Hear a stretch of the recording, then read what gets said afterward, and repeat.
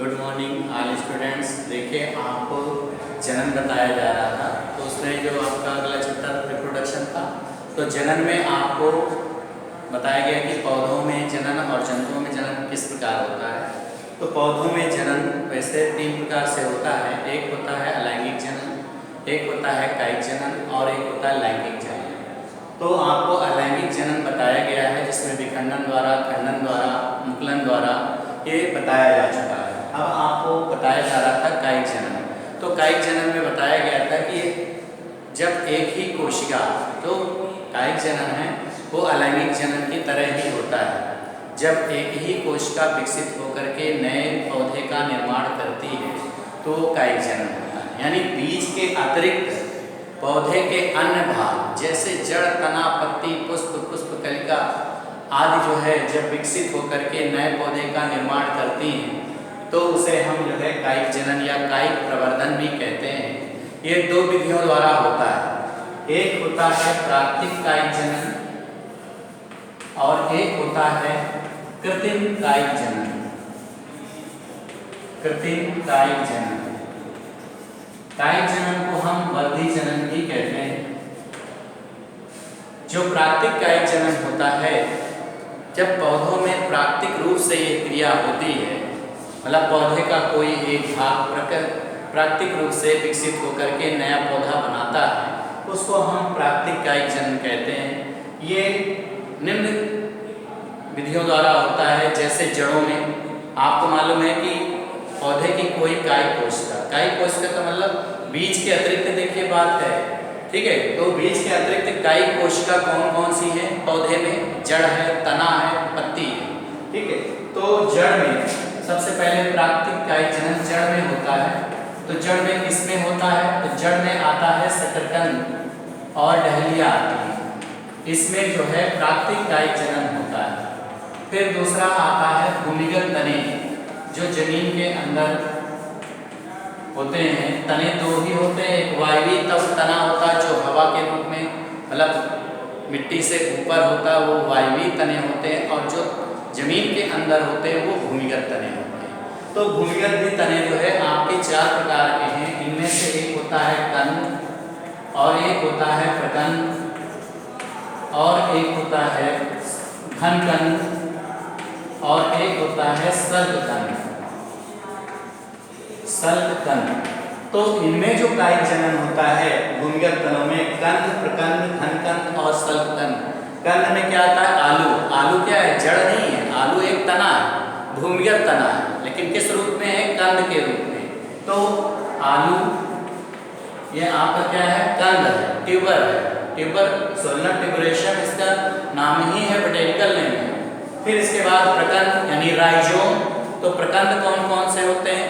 तो इसमें जो प्रकंद में जो जड़ें होती हैं, जड़ की तरह ये भी होती हैं, लेकिन इसको प्रकंद बोलते हैं। जैसे कि अदरक और हल्दी। अदरक और हल्दी किसमें आते हैं? प्रकंद में आते हैं। ये भी क्या है? भूमिगत तने हैं, अदरक और हल्दी। ये हल्दी क्या है? जड़ नहीं है, हल्दी एक तना। अदरक क्या है? तना है। कौन सा? भूमिगत तना है, वो मिट्टी के ऊपर नहीं है, नीचे है। तो भूमिगत तनों में कंद होता है आलू, प्रकंद में आते हैं अदरक और हल्दी, घनकंद में आते हैं अरबी और जिमीकंद, घुइयां वगैरह जो होती है, या अरबी आती है, जिमीकंद आता है। तो अरबी और जिमीकंद ये क्या होते हैं? ये आपके घनकंद के अंतर्गत आते हैं। फिर इसके बाद आता है सल्ककंद। तो सल्ककंद क्या होते हैं? जिसमें सल्क हो, जैसे प्याज, लहसुन, इनमें क्या है? सल्क पाए जाते हैं। तो वो भी आपका प्याज और लहसुन भी भूमिगत तना है। तो ये प्रकृति मतलब जो इन भागों में है, जड़ों में है, तनों में है, पत्तियों में है, तो इनसे जो नए पौधे विकसित होते हैं, नए जीव के रूप में बनते हैं या नया पौधा बनता है, वो क्या कहलाता है? आपका प्राकृतिक कायिक जनन कहलाता है। आलू में कंद द्वारा होता है, अदरक और हल्दी प्रकंद कहलाता है, अरबी और जिमीकंद घनकंद कहलाते हैं, प्याज और लहसुन आपके सल्ककंद होते हैं, क्योंकि सल्क जैसी संरचना होती है। तो इस प्रकार ये आपका जड़ में हो गया, तने में हो गया, वो भी भूमिगत तने में होता है। फिर तीसरा है आपका पत्तियों में। तो पत्तियों में केवल एक ये पत्ती है, बिगोनिया एक प्लांट्स है, उसकी पत्ती में प्राकृतिक कायिक जनन होता है। और एक होता है ब्रायोफिलम, जिसे हम अजूबा की पत्ती बोलते हैं। ब्रायोफिलम इसका इंग्लिश नेम है, बाकी उसको हम बोलते हैं अजूबा। अजूबा एक प्लांट है, उसकी पत्तियों में प्राकृतिक कायिक जनन होता है। तो प्राकृतिक कायिक जनन किन पत्तियों में होता है, एक सर्ट टाइप क्वेश्चन आता है। तो प्राकृतिक कायिक जनन होता है अजूबा की पत्तियों में। और प्राकृतिक जनन मतलब जो है जड़ों में किसमें होता है, तो ये आपके शकरकंद डहेलिया है। अगर भूमिगत तनों में किस प्रकार का कायिक जनन होता है, किनमें होता है, तो आप बता सकते हो आलू है, अदरक, हल्दी है, अरबी है, जिमीकंद है, प्याज और लहसुन। तो इस प्रकार ये क्या है, प्राकृतिक कायिक जनन है, क्योंकि पौधे की एक शाखा विकसित होकर के एक नए पौधे का प्राकृतिक रूप से निर्माण कर लेती है, इसलिए उसको हम प्राकृतिक कायिक जनन कहते हैं। ठीक है। और फिर कृत्रिम कायिक जनन आता है। तो कृत्रिम कायिक जनन क्या होता है, जिसमें मनुष्य कृत्रिम विधियों का उपयोग करके नए पौधे का निर्माण करता है या नए पौधे उगाता है, उसे हम कृत्रिम कायिक जनन कहते हैं। कृत्रिम कायिक जनन की एक पहचान है कि इसमें मनुष्य कृत्रिम रूप से उन पौधों को तैयार करता है, जैसे कलम लगाना, दाब लगाना, बूटी बांधना, या जो है रोपण विधि, जो सबसे अच्छी विधि मानी जाती है रोपण विधि, जिससे उन्नत फसलें जो है या उन्नत पौधे प्राप्त किए जाते हैं, अच्छे किस्म के पौधे प्राप्त किए जाते हैं। तो उनमें से सबसे पहले आता है आपका ये प्राकृतिक हो गया। अब इसके बाद बचता है कृत्रिम कायिक जनन। तो मनुष्य द्वारा कृत्रिम रूप से तैयार किए गए पौधे को हम कृत्रिम कायिक जनन कहते हैं। ये होता है कलम द्वारा, जैसे एक शाखा परिपक्व शाखा पौधे की ले लीजिए, उसको जो है थोड़ा सा आप काट दीजिए, काटने के बाद थोड़ा तिरछा काटिए और उसको मिट्टी में इस प्रकार दबा दीजिए। तो उसमें एक चीज का ध्यान रखा जाता है, उसमें पुष्प कलिका का होना अनिवार्य है। ठीक है, कुछ शाखाओं का होना अनिवार्य है और उस कलम को आप काट लीजिए, तिरछा काट करके मृदा में तिरछा आप दबा दीजिए। जैसे ये शाखा है, उसको आप तिरछा काट दीजिए, काटने के बाद उसे मृदा में तिरछा लगा दीजिए। तो कुछ समय बाद देखेंगे कि उसमें जो है वो पौधा विकसित हो जाएगा, लेकिन उसमें भिन्नता नहीं होगी, क्योंकि कृत्रिम कायिक जनन हो चाहे अलैंगिक जनन हो, उनमें जो पौधा होगा सेम टू सेम, मतलब सेम उसी प्रकार का ही पौधा होगा। जैसे कलम गुलाब की लगाई तो गुलाब का ही पौधा होगा, क्योंकि भिन्नता नहीं होती, एक ही जीव होता है।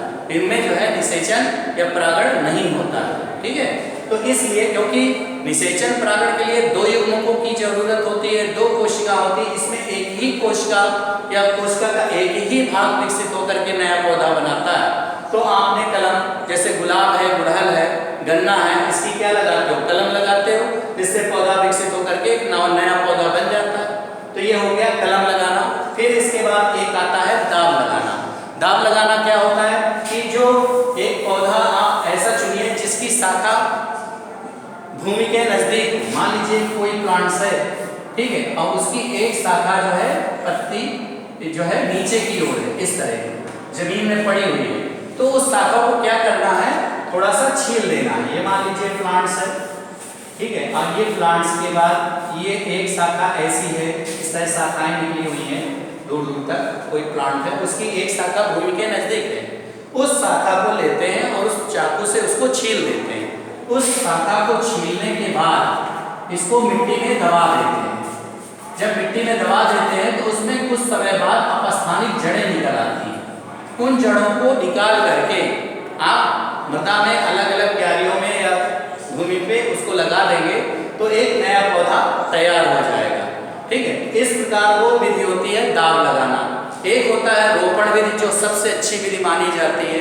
रोपण विधि में क्या होता है कि उसमें बेकार किस्म वाले पौधे के तने पर अच्छे किस्म वाले पौधे का तना लगा देते हैं और उसको क्या करते हैं, मान लीजिए आपने एक पौधा इस प्रकार लिया, ये बेकार किस्म वाला पौधा है और एक इस प्रकार का पौधा लिया, ठीक है, ये जो पौधे की शाखा है वो क्या है, आपके बेकार किस्म वाली है, और उसके ऊपर जो है अच्छे किस्म वाले पौधे की शाखा को जोड़ दिया। इन दोनों को अलग अलग दो शाखाएं हैं दो पौधे की, ठीक है, मतलब दोनों शाखा एक अच्छे किस्म का है और एक बेकार किस्म का है। बेकार किस्म वाले पौधे के जो शाखा होती है उसको क्या बोलते हैं, उसको स्कंद बोलते हैं ये, और जो अच्छी किस्म की पौधे की शाखा होती है उसको क्या बोलते हैं, स्यान बोलते हैं। तो इस प्रकार रोपण विधि आपको सबसे अच्छी विधि होती है, उसमें के आप काट लगा सकते हो। जैसे एक बी काट है, इस तरह आपने प्लांट लिया और उसको इस प्रकार, ये अच्छे किस्म का है, इसको हम स्यान बोलते हैं, ये बेकार किस्म का है, इसको स्कंद बोलते हैं। अब इन दोनों को आपस में जोड़ देते हैं। जोड़ने के बाद रस्सी से टाइट उसको बांध देते हैं कि सूक्ष्म वायु या जो है सूक्ष्म जीव इसके अंदर प्रवेश न कर सके। फिर इसे मिट्टी में रोप देते हैं। रोपने के बाद ये दोनों आपस में सेल्स जुड़ जाएंगे और एक पौधा हो जाएगा। लेकिन उसमें जो फल आएंगे या पुष्प आएंगे वो उन्नत प्रजाति वाले होंगे, अच्छे प्रकार के फल उसपे या पुष्प उगने लगते हैं। ठीक है, एक ही पौधे पर विभिन्न प्रजातियां विकसित की जा सकती हैं। तो वो विधि होती है रोपण विधि, जो सबसे अच्छी विधि मानी जाती है। फिर इसके बाद एक विधि होता है बूटी बांधना। मान लीजिए नींबू या संतरे का कोई पेड़ है, उसकी ये शाखाएं हैं, आप उस शाखा में एक शाखा को उसके जस्ट ऊपर वाली शाखा से नीचे शाखा ले लीजिए, उसको थोड़ा सा छील लीजिए। छीलने के बाद उस शाखा को जो है मिट्टी, उस पर गीली मिट्टी जो उपजाऊ थोड़ा सा हो उस पर लपेट देते हैं और उस पर एक कपड़ा बांध देते हैं हल्का सा काटन का। तो इसके ऊपर आपने हल्का सा इस प्रकार का कपड़ा लपेट दिया, उसके ऊपर एक छोटा सा जिससे जल बूंद बूंद टपकता रहे, ऊपर मट्टी या कोई चीज ऐसी बांध देते हैं जिसमें पानी भर देते हैं, क्योंकि नमी होना बहुत जरूरी है। जिसपे यहाँ पर एक कपड़ा या धागा लटका देते हैं जिससे बूंद बूंद पानी इस पे गिरता रहे और नमी बनी रहे। कुछ दिन बाद देखते हैं कि उसमें छोटी छोटी अपस्थानिक जड़ें निकल आती हैं, उनको आप निकाल करके मृदा में अलग से लगा दीजिए तो एक नई पौध तैयार हो जाएगी। तो वो विधि कहलाता है बूटी बांधना। मतलब आपने शाखा को छीलकर उस पर मिट्टी लपेट दिया, ऊपर से काटन का कपड़ा लपेट दिया और उसमें नमी बनाए रखने के लिए ऊपर से या तो ऐसे आप छिड़क दीजिए पर डे सुबह शाम, या तो उस पर एक एक बूंद गिरती रहे, नमी बनी रहेगी। कुछ समय बाद देखेंगे उसमें जड़ें निकल आती हैं और वो जड़ें क्या कहलाती हैं, जो अपस्थानिक जड़ें, उनको जब निकाल करके मिट्टी में लगा दोगे एक नई पौधा तैयार हो जाएगी। तो जो नींबू संतरा वगैरह के अनेक पौधे तैयार किए जा सकते हैं। तो इस प्रकार ये जो है विधि आपकी कहलाती बूटी बांधना। तो कृत्रिम विधि द्वारा होता है कलम लगाना, जो गुलाब गुड़हल में होता है। फिर दाव लगाना होता है, जैसे चंपा का पेड़ है या बेला का है, उसमें भी बेला है, चंपा है, चमेली है, इनके पेड़ में आप जो है दाव लगा सकते हो। दाव लगाना विधि का उपयोग कर सकते हो। नींबू है, संतरा है, उसमें आप बूटी बांधने का उपयोग कर सकते हो। बाकी रोपण भी है, जैसे कि आप बताया गया कि जो अच्छे किस्म का पौधा ऊपर और नीचे किस्म के पौधे को, बेकार किस्म के पौधे को आपस में जोड़ देते हैं तो उसमें अच्छी किस्में तैयार हो जाती हैं। एक ही पौधे पर विभिन्न प्रकार की प्रजातियां विकसित हो जाती हैं। तो इस प्रकार ये आपका कायिक जनन हो गया। अब आता है लैंगिक जनन। तो लैंगिक जनन पौधों में, क्योंकि आपको मालूम है कि लैंगिक जनन के लिए दो कोशिकाओं का या दो युग्मकों का होना आवश्यक है, जिसमें एक होता है नर युग्मक और एक होता है मादा युग्मक। नर और मादा युग्मक जब आपस में संलयित होते हैं, जुड़ते हैं, तो वो क्रिया निषेचन कहलाती है। जब ये दोनों जुड़ जाते हैं तो क्या बनता है, जाइगोट बनता है, युग्मनज बनता है। फिर उससे क्या बनता है, भ्रूण बनता है। भ्रूण से क्या बनेगा, बीज बनेगा। अब बीज जब आप मृदा में बो देते हैं तो एक नया पौधा बन जाता है। तो वो आपका लैंगिक जनन होता है। और लैंगिक जनन की क्रिया पौधे के किस भाग में होती है, तो देखिए पौधों में लैंगिक जनन, जिसमें जनन अंग पाए जाएंगे उनमें ये क्रिया होती है लैंगिक जनन की, क्योंकि जनन अंग दो ही होते हैं, नर जनन अंग और एक मादा जनन अंग, यानी मेल और एक फीमेल। तो उसी तरह पौधे में भी होता है। तो पौधों में दो युग्मक होते हैं, एक नर कोशिका और एक मादा कोशिका। ये जो है उन पौधों में पाया जाता है जिनमें पुष्प बनते हैं, क्योंकि लैंगिक जनन के लिए, पौधों में लैंगिक जनन के लिए सबसे आवश्यक क्या होना चाहिए, पुष्प। क्योंकि पुष्प भी आपके एकलिंगी पुष्प भी होते हैं और द्विलिंगी पुष्प होते हैं। एकलिंगी पुष्प का मतलब जिसमें केवल पुमंग पाए गए, पुंकेसर पाए गए, वो आपका एकलिंगी। इसी तरह अलग से आपका एक पाया गया, जैसे मान लीजिए केवल ओवरी या गाइनोशियम पाया जा रहा है, तो वो आपका मादा जनन अंग। लेकिन जिसमें दोनों पाए जाते हैं, नर और मादा जनन अंग दोनों जिस पुष्प में पाए जाते हैं उसे द्विलिंगी पुष्प कहते हैं। जैसे सरसों है, गुड़हल है, ये सब क्या है, द्विलिंगी पौधे हैं। इनमें किसका, फल का निर्माण होगा। तो द्विलिंगी पौधे जो होते हैं, मतलब द्विलिंगी जो जिसमें पुष्प होगा, क्योंकि जो लैंगिक जनन के जनन अंग है वो किसमें पाए जाएंगे, पुष्प में पाए जाएंगे। तो पुष्प के 4 भाग होते हैं। तो यहाँ पर देखिए आपको इतना लैंगिक जनन, कायिक जनन आपने पढ़ा। लैंगिक जनन में आपको चलता है। अब आपको नेक्स्ट डे आपको पुष्प के बारे में बताया जाएगा जिसमें लैंगिक जनन को समझाया गया है। थैंक यू बेटा।